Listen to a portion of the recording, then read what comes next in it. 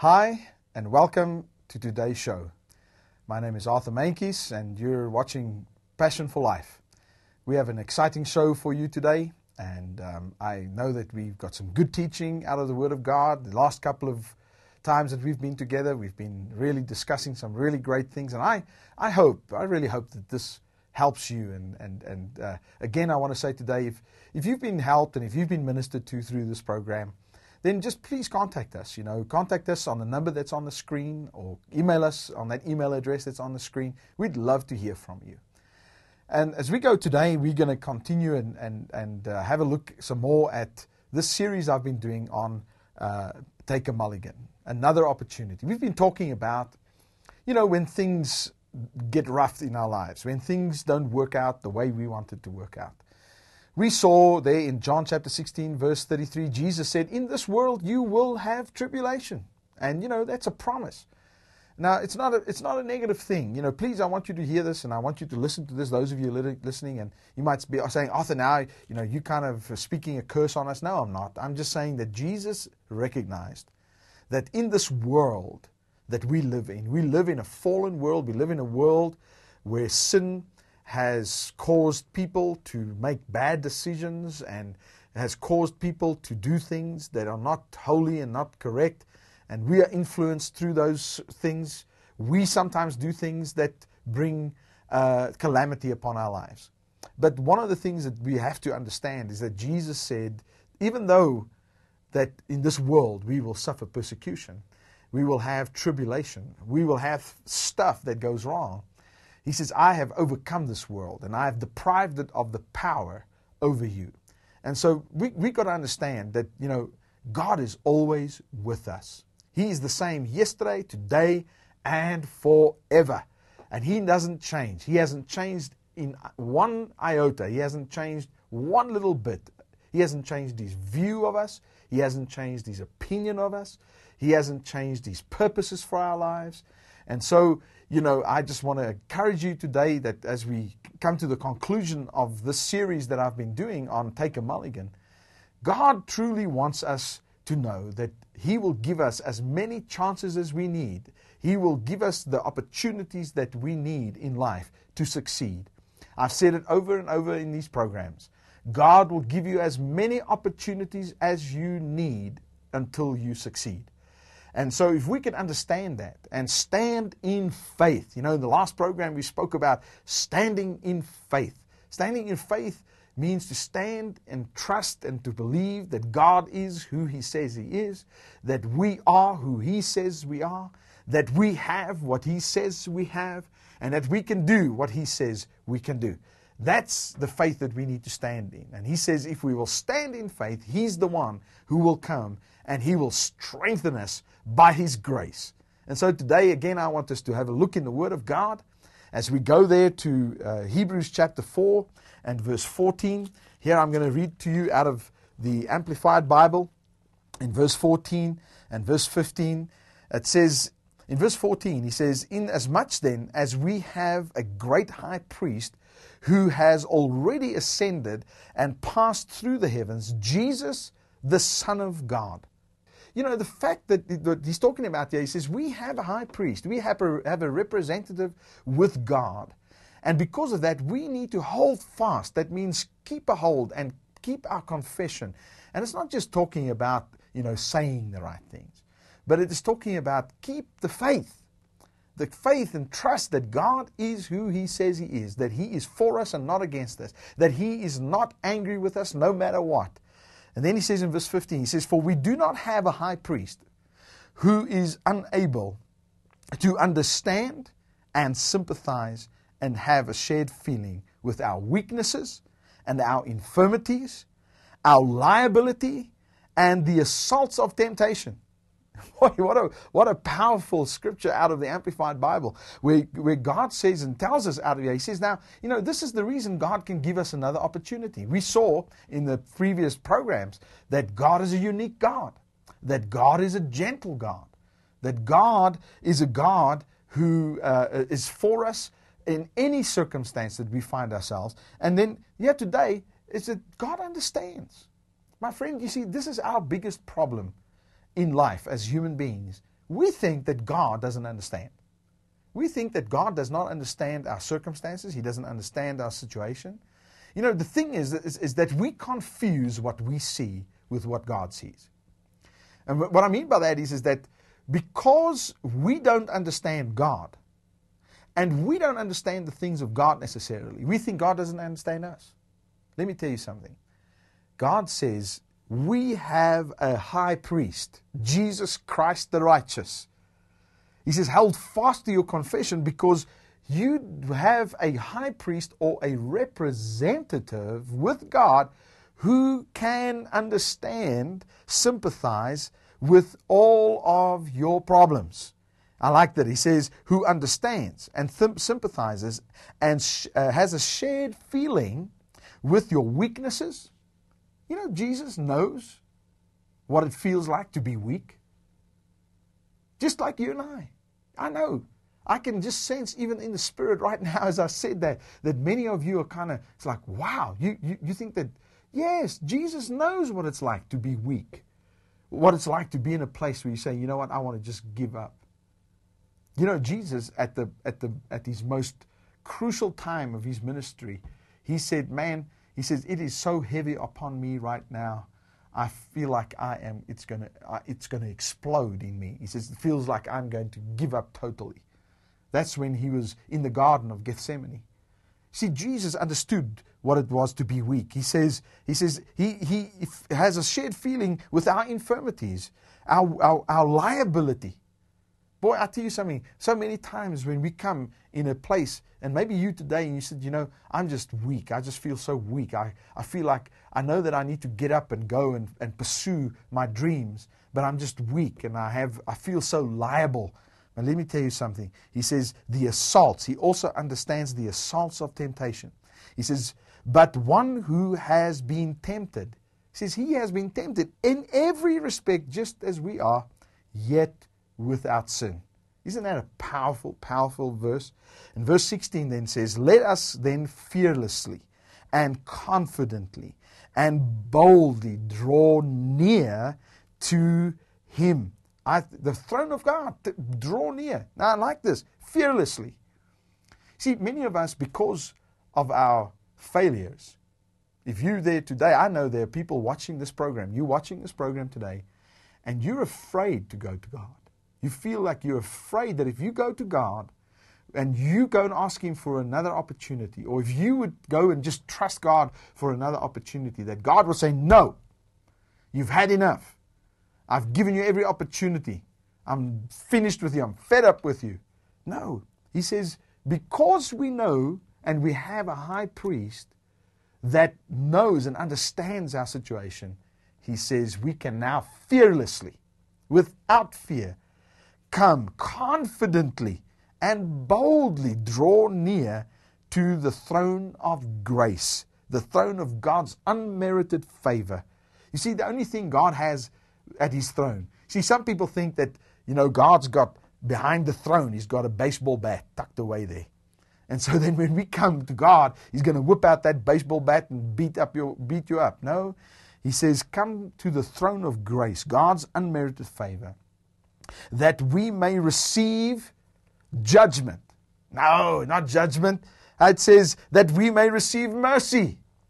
You see, God says, He says you can come fearlessly and confidently and with boldness today to God, and He says to receive mercy, to receive God's willingness, God's passion, God's desire to give you and treat you better than you deserve.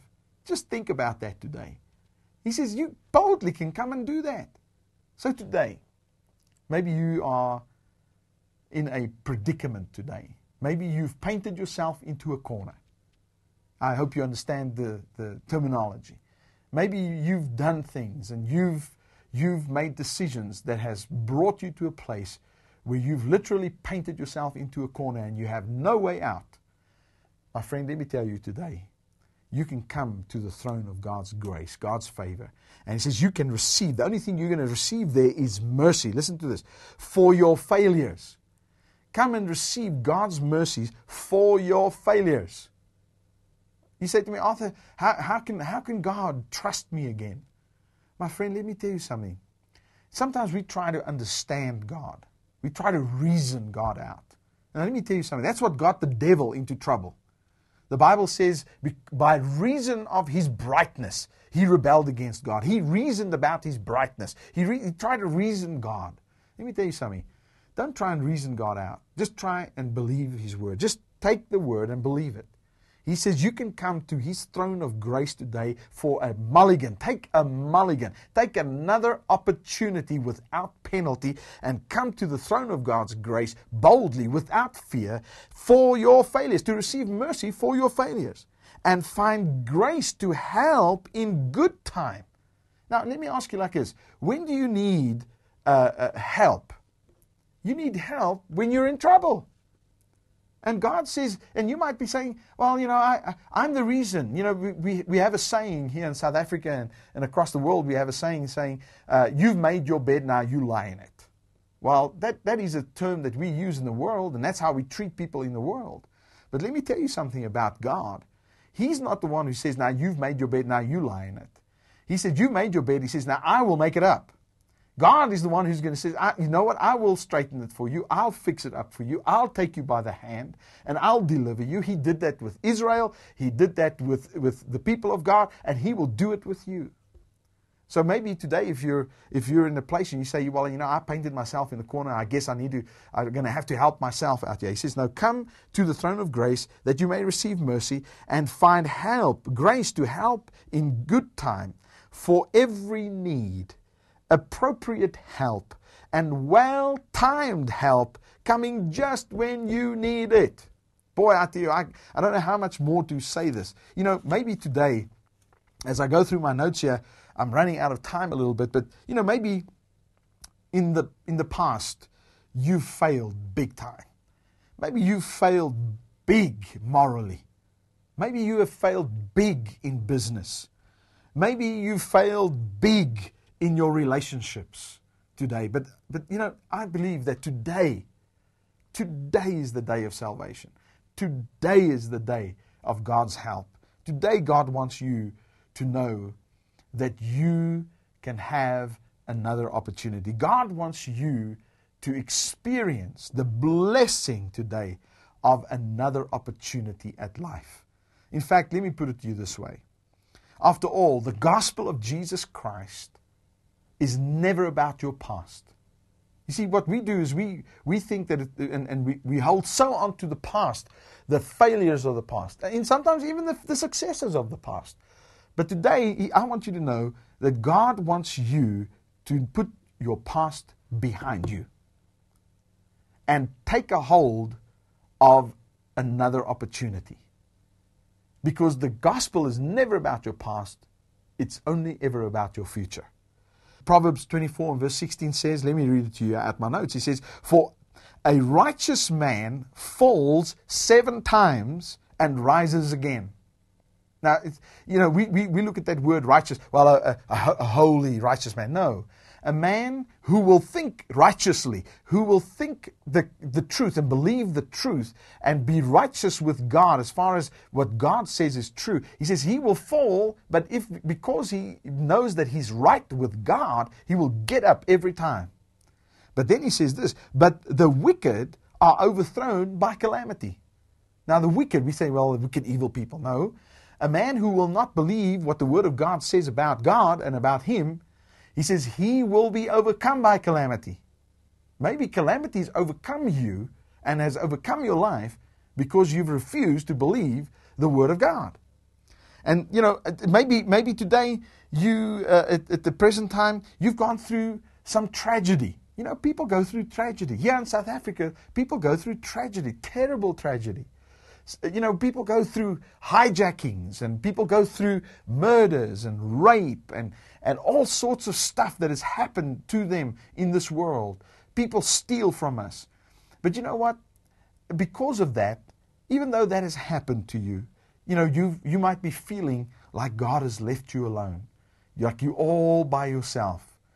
I want you to know that today God wants you to know that no matter what has happened to you in the past, no matter what has happened to you in your youth, you can have another opportunity at life. He wants you to put your past behind you.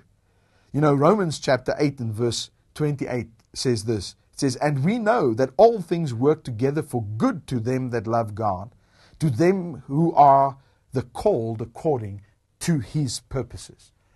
You know, I'm not saying that if tragedy happened in your life that God brought it in order to bring things into your life. No, He never does that. I mean, the Bible is real clear. Only good things come from the Father above.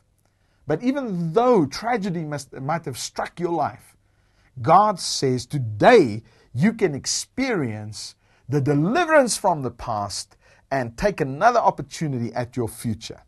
Maybe you feel like today that you're in a place where you've missed every chance that you've had. I know of people that said to me, yes, I know God has given me many chances and many opportunity, but I've missed every opportunity. It's like missing a train.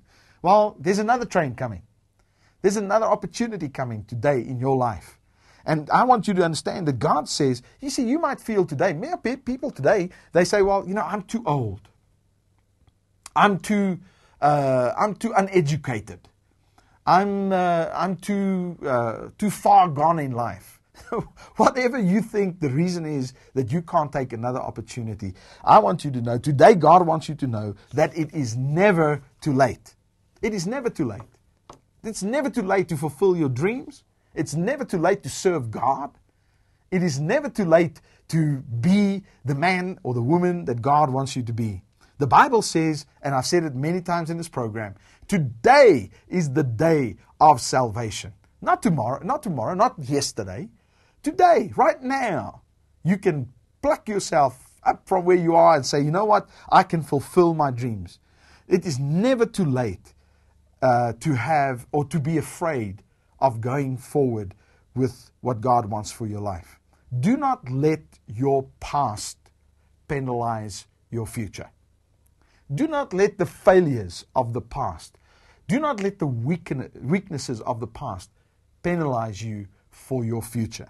Maybe today you're here and you say, well, you know what, I've had a call to the ministry and I've kind of put it off and I haven't heeded to God's call and now you feel that you've left it too late and that now it's almost too late for you to go on. You know, you feel like maybe you've missed it and you feel like opportunities are never going to come and you will have the what ifs. You know, I always call it the what ifs. Well, what if I only did that? If I only did heed at that time? And if, you know, I can remember when I was first called to the ministry, I was 19 years old. And I heard the call of God. I got saved and heard the call of God. Audibly in my right ear, God spoke to me and called me to the ministry. But I backslid for 8 years because I was afraid that God was going to make a fool of me.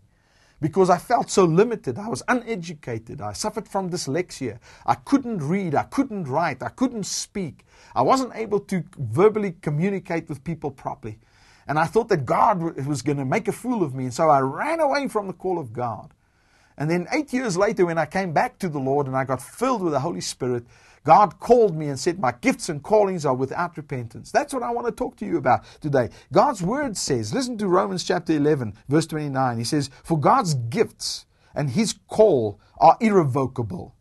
He never withdraws them when once they are given. And He does not change His mind about those whom He gives His grace and to whom He sends His call. Just think of, does you hear that? He says He never changes His mind about it. And when I came back to the Lord after 8 years of backsliding and running away from God, God said, my gifts and callings are without repentance. You're still called to preach. And when I said, okay, God, I'll do it. God healed me, supernaturally healed me and put me in the ministry. And for 23 years now, I've been in ministry. Going on 23 years, I've been in ministry, preaching the gospel. Now I'm on television. What an opportunity to be on television and preach the gospel and the good news to you. My friend, let me tell you, whatever you think the reasons are that you can't be in ministry and can't do what God has called you to do. In fact, you know what? Every one of us is in ministry. There's not one person who's not in ministry. Some people are just in full-time ministry. Some people are just, certain in the gifts of God that He's given to the body of Christ. But you know what? We are all called to the ministry. And each and every one of us, God has called us to do something for Him and to do something for other people. And maybe you've sat back and you say, well, I've missed it. What if I only did that? I can remember 8 years later, I said, well, what would have happened if at 19 I did take the call and God healed me? How much more could I have done? And God just really spoke to my heart. He said to me, if you took the call then or you take it now, He says, I'm able to fulfill every dream. I'll be able to fulfill every purpose that I have purposed for your life, no matter when it happens. Isn't that powerful? Hi, we've just broken away from the normal programming to just and let you know about a special offer that I am offering for the next couple of weeks. And this offer is a free CD of teaching that I've done, and also a free tape. And this is called Freedom from Obligation. So many people serve God for the wrong motives, and they feel obligated, and they are in ministry, and they do things because they are under obligation. God doesn't want us to do that under obligation. And so we want to make this free CD and free tape offer available to everyone that will write to us or will email us and request the tape offer, free tape offer. And let's make it A1, free tape offer A1. And you would request this from us, either CD or tape. And we will also rush to you in the mail a catalog of all of our videos and tapes and CDs that are available, and some information about our ministry. If you would just write us or send us an email or even call us on the number that's on the screen, the email is on the screen, the address will be on the screen, and you're welcome to do so, and we will send each one of you a free tape or free CD requesting whatever you want. And we'd like to put this in your hand because we want to bless you. I can sense the Spirit of God in this place right now. He's just calling you, and He's calling me and saying, take a mulligan.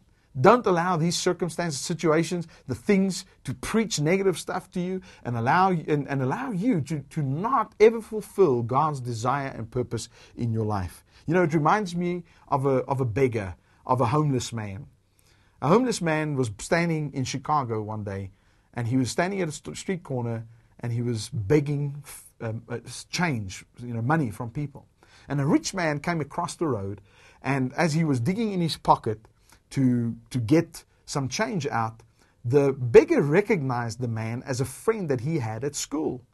And at the same time, the rich man looked at him and said, John, what are you doing here, standing in the street corner begging for money? And John kind of explained to him, well, life has dealt me this portion, and I guess I'm just going to have to go on like this, and I've just had bad luck, and I'm in down times. And so the rich man had so much compassion upon this poor man and the beggar. He was a homeless man.